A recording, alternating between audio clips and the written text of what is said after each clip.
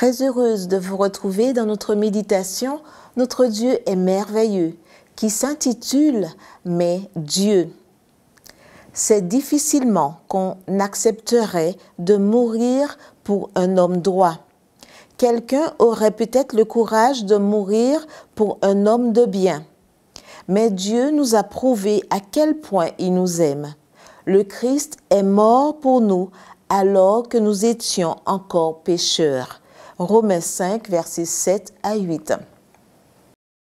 Quelle chose serions-nous disposés à faire pour une personne bien, qu'en plus nous aimons? Nous sacrifier pour elle.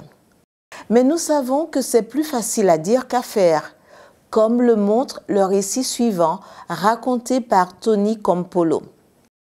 C'est l'histoire de deux amis qui se rendaient en train à Londres quand l'un d'eux eut une crise d'épilepsie.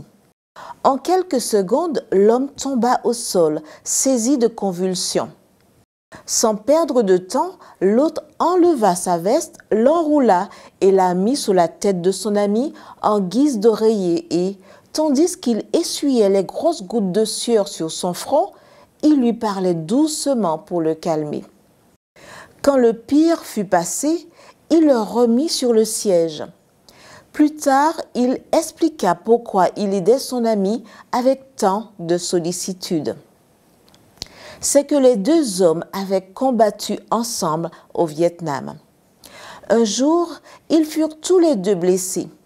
Lui par 2 balles dans les jambes et son ami par 1 dans l'épaule. Mais l'hélicoptère qui devait les secourir n'était jamais venu. Il dit à son ami de le laisser et de fuir pour sauver sa vie. Mais celui-ci refusa. Durant 3 jours et demi, il le porta malgré ses blessures.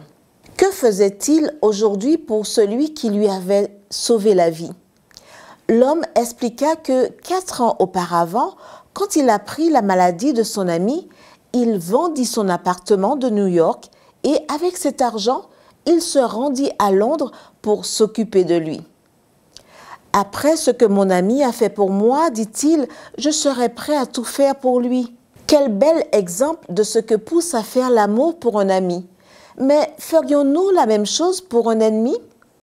C'est là qu'entre en jeu notre texte pour aujourd'hui. C'est difficilement, dit Paul, qu'on accepterait de mourir pour un homme droit. Quelqu'un aurait peut-être le courage de mourir pour un homme de bien. Mais Dieu nous a prouvé à quel point il nous aime. Le Christ est mort pour nous alors que nous étions encore pécheurs. N'est-ce pas formidable? Dieu n'attend pas que nous nous lions d'amitié avec lui pour nous aimer. Il n'attend pas non plus que nous nous repentions pour envoyer son Fils dans ce monde de ténèbres. Alors que nous étions encore rebelles, le Christ est mort pour nous. Que Dieu soit loué. Prions. Merci Père Céleste, parce que nous qui étions morts par nos fautes, tu nous as rendu la vie en Christ.